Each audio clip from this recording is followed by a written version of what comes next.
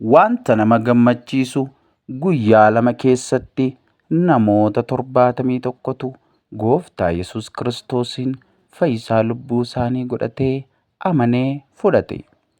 Magaalaa Dirre Daawaatti hiriyoota ishee waliin ta'uun obboleettiin keenya Ruut Taaddasee Saaraa namni jedhamtu tamsaasa wangeelaa geggeessiteen namoonni 71 Gooftaa Yesuus Kiristoositti amanuun dukkana limixii irraa gara ifa dinqisiisaatti dhufuu danda'aniiru. Waaqayyo Gooftaan obboleettii kana haa eebbisu.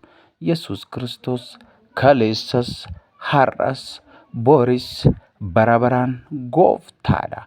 Waaqayyo ammayyuu hojii kanatti inni si waame, gara hojii kanaatti inni si fide ammayyuu milkaa'ina guddaa siif haa laatu jenna.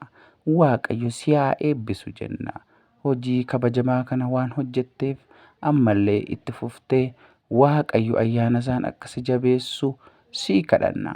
Egaan hordoftoonni Gonfoo Miidiyaas obboleettii kanaan kadhannaa keessaniin deeggarsa ishee barbaachisu hundumaan akka bira dhaabbattan dhaamsa keenya.